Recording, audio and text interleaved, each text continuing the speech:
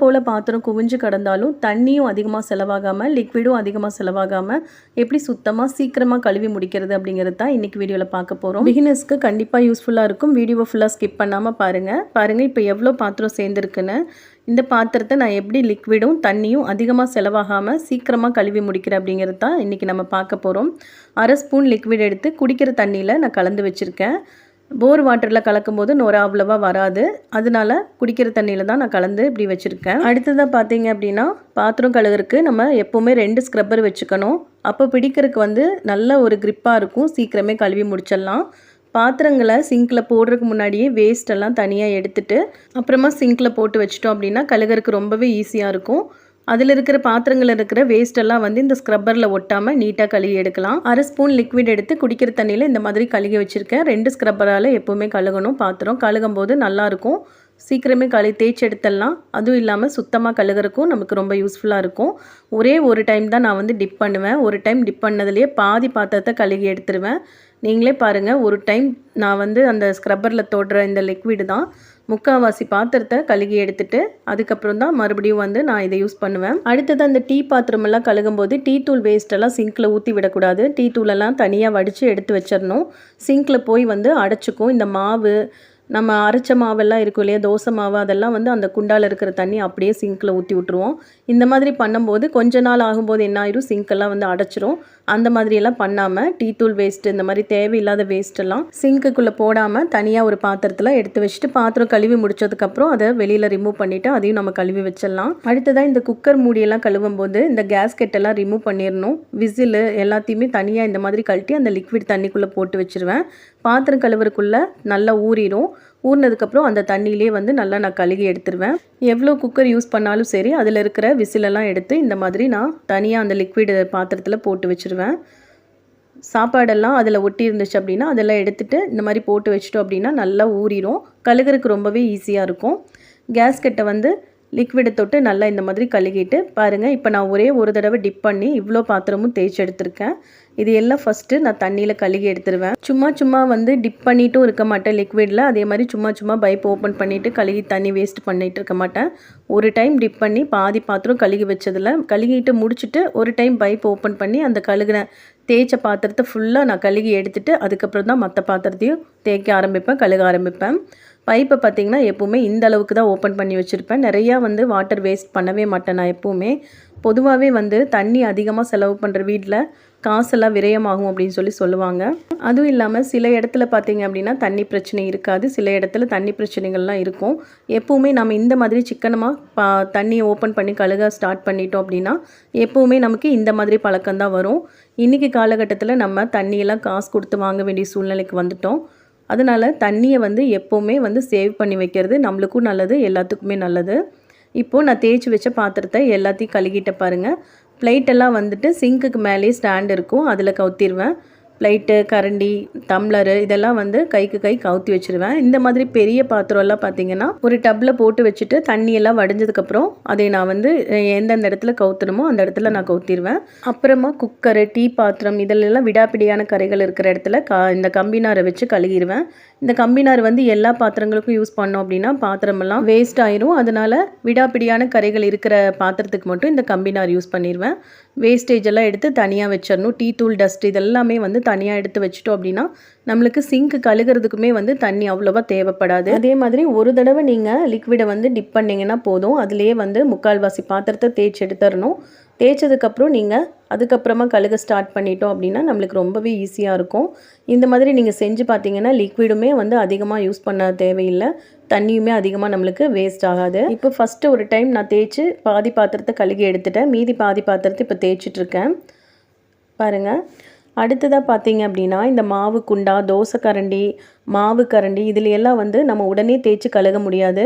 இதுக்குன்னே தனியாக தண்ணி ஊற்றி ஊற வைக்காமல் நான் என்ன பண்ணுவேன் அப்படின்னா இந்த தண்ணியெல்லாம் ஃபஸ்ட்டு கீழே ஊற்றிட்டு குண்டாவை இந்த மாதிரி நல்லா காலி பண்ணி வச்சுட்டு இப்போது நான் இந்த தேய்ச்சி வச்ச பாத்திரத்தை கழுகுற தண்ணியே போதும் இது ஊறுறதுக்கு.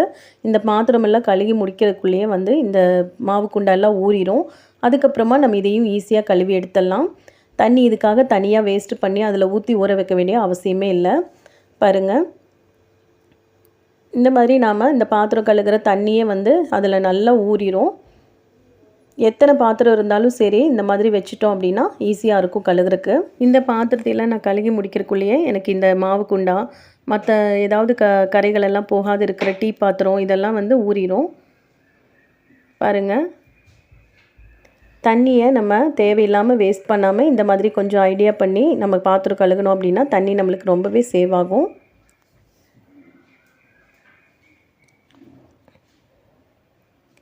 இப்போ இந்த மாதிரி எல்லா பாத்திரத்தையும் கழுகுறக்குள்ளேயே அந்த பாத்திரம் எல்லாம் ஊறி முடிச்சிடும்.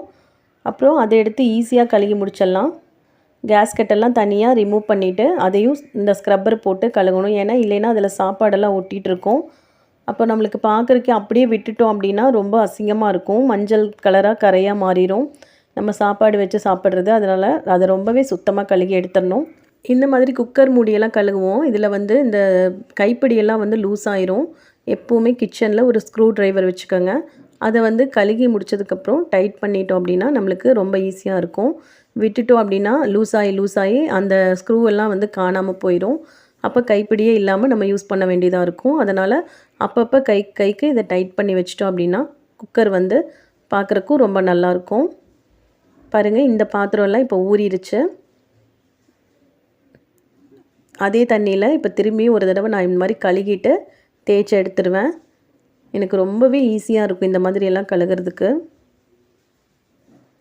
அவ்வளோதான்.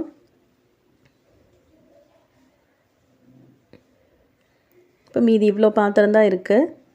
இதையும் நம்ம கழுகி எடுத்துகிட்டு சிங்கை கழுகி விட்டுற வேண்டியதான். சீக்கிரமாக ஒரு 1/4 மணி நேரத்துக்குள்ளே எவ்வளோ பாத்திரமாக இருந்தாலும் சீக்கிரம் கழுகி எடுத்துடலாம். சில பேர்த்துக்கு பாத்திரம் கழுகுற வேலையே பிடிக்காது அப்படின்னு நினைக்கிறேன். பிடிக்காதவங்களாம் இந்த மாதிரி ட்ரை பண்ணி பாருங்கள். எவ்வளோ நேரம் வேணாலும் நம்ம உட்காந்துக்கலாம். கிச்சனுக்குள்ளே போனோன்னையுமே படப்படன்னு வேலையை முடிச்சுட்டு வெளியில் வர கற்றுக்கணும். எப்போவுமே நம்ம எல்லாத்துக்குமே வந்து ஒரு சில நேரம் சோர்வாக தான் இருக்கும். எல்லா நேரமுமே நம்ம சுறுசுறுப்பாக இருக்க முடியாது. ஆனால் நம்ம ஸ்பீடாக செய்கிற வேலைகளை செஞ்சு முடிச்சிட்டோம் அப்படின்னா நம்ம எவ்வளோ நேரம் உட்காந்தாலுமே நமக்கு டைம் வேஸ்ட் ஆகாது. சமைக்கிற வேலையாகட்டும், பாத்திரம் கழுகுற வேலையாகட்டும், வீடு கூட்டுற வேலை எல்லாத்தையுமே நம்ம படப்படன்னு 1 மணி நேரம் 1.5 மணி நேரத்துக்குள்ளே முடிச்சிட்டோம் அப்படின்னா நம்மளுக்கு மீதி இருக்கிற டைமை வச்சு நம்ம பயனுள்ள விஷயங்களில் செலவு பண்ணலாம். சும்மா எப்போவுமே கிச்சன்லேயே நின்றுட்டே இருந்தோம் அப்படின்னா அந்த வேலை செய்கிறதுலையுமே நம்மளுக்கு ரொம்ப அலுப்பாயிரும். வேலை செய்ய முடியாமல் ஒரு சில நேரம் உட்காந்தாலும் என்னதான் இருந்தாலும் நம்மளோட வீட்டு வேலைகளை நம்ம தான் செய்யணும். நம்மளுக்காக வந்து யாரும் செஞ்சு கொடுக்க மாட்டாங்க. அதனால் நல்லா க்ளீனாகவும் சுறுசுறுப்பாகவும் செய்கிறதுக்கு கற்றுக்கிட்டோம் அப்படின்னா நம்மளுக்கு ரொம்ப டைமும் சேவ் ஆகும். நம்மளுடைய அலுப்பும் தெரியாது. பாருங்கள், இப்போ நான் பெரிய பாத்திரம்லாம் கழுகி வச்சதால் தண்ணி வடிஞ்சிருச்சு. இந்த மாதிரி இதில் நான் போட்டு வச்சுருவேன். இன்னும் கொஞ்சம் இருக்கிற தண்ணியெல்லாம் வடிஞ்சிரும்.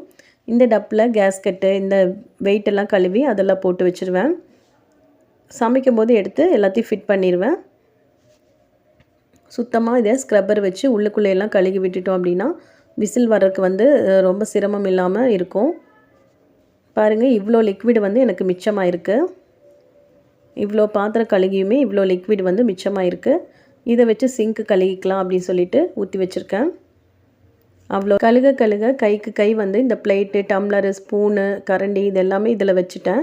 பெரிய பாத்திரமெல்லாம் இந்த டப்பில் வச்சுருக்கேன். தண்ணி வடிஞ்சதுக்கப்புறம் அதை எடுத்து கவுத்தி வச்சுருவேன். இப்போ எனக்கு இந்த மாதிரி சிங்க் அப்படிங்கிறதுனால வாரம் ஒரு டைம் இந்த மாதிரி ப்ளீச்சிங் பவுடர் போட்டு நான் கழுகி விட்டுருவேன். அதில் வந்து ப்ளீச்சிங் பவுடர் போட்டு கழுகுறனால வழுவழுப்பெல்லாம் இல்லாமல் இருக்கும். பேட் ஸ்மெல்லாம் வராமல் இருக்கும். இந்த சிங்கை வந்து எப்படி நல்லா சுத்தமாக கழுகுறது, டீப் க்ளீன் பண்ணுறது அப்படின்னு சொல்லிட்டு ஆல்ரெடி ஒரு வீடியோ போட்டிருக்கேன். பார்க்காதவங்க செக் பண்ணி பாருங்கள். அந்த மாதிரி வந்து வாரம் ஒருக்கா இல்லை 2 வாரத்துக்கு ஒருக்கா அந்த மாதிரி நான் கழுவிடுவேன். வாரம் ஒன்ஸ் வந்து ப்ளீச்சிங் பவுடர் போட்டோ அல்லது 2 நாளைக்கு ஒருக்கா இந்த மாதிரி ப்ளீச்சிங் பவுடர் போட்டு க்ளீனாக சிங்கெல்லாம் கழுகிட்டோம் அப்படின்னா அந்த வழுவழுப்பெல்லாம் இல்லாமல் நல்லாயிருக்கும். இந்த மாதிரி ப்ளீச்சிங் பவுடர் மீதி இருக்கிற லிக்விட் எல்லாத்தையும் போட்டு நான் இப்போ கழுகிட்டு இருக்கேன் பாருங்கள். இந்த மாதிரி கழுகும் போது நல்லா ஃப்ரெஷ்ஷாக இருக்கும். பேட் ஸ்மெல்லாம் வராமல் நல்லாயிருக்கும். குட்டி குட்டி பூச்சியெல்லாம் வராது இந்த ப்ளீச்சிங் பவுடர் போட்டு கழுகுறனால. இந்த டைல்ஸ் எல்லாம் பார்த்திங்கன்னா இந்த மீதி இருக்கிற லிக்விடை வச்சு எல்லாம் கழுகிடுவேன். கழுகி முடிச்சுட்டு இந்த கவுண்டர் டாப்பெல்லாம் இந்த மாதிரி இதை வச்சு துணியை யூஸ் பண்ணாமல் இந்த தண்ணி இது பண்ணுறத வச்சு இந்த மாதிரி தள்ளிட்டோம் அப்படின்னா துணி வந்து நம்மளுக்கு ஈரமாகாது, க்ளீன் ஆயிரும் கிச்சன். பாருங்கள், இதை யூஸ் பண்ணணும் அப்படின்னா நம்மளுக்கு துணி வந்து யூஸ் பண்ண வேண்டிய அவசியமே இருக்காது. பாருங்கள், தண்ணி எல்லாம் நல்லா வந்து க்ளீன் பண்ணிருச்சு. சிங்க்கெல்லாம் க்ளீன் பண்ணியாச்சு. அவ்வளோதான், பாத்திரம் கழுகுறது ரொம்ப ஈஸியாக முடிஞ்சிருச்சு பாருங்கள். நீங்களும் இதே மாதிரி ஒரு டைம் ட்ரை பண்ணி பாருங்கள், ரொம்ப ஈஸியாக இருக்கும். இந்த வீடியோ யூஸ்ஃபுல்லாக இருந்துச்சு அப்படின்னு நினச்சிங்க லைக் பண்ணுங்கள், ஷேர் பண்ணுங்கள், மறக்காமல் நம்ம சேனலுக்கு சப்ஸ்கிரைப் பண்ணிக்கோங்க. தேங்க்யூ.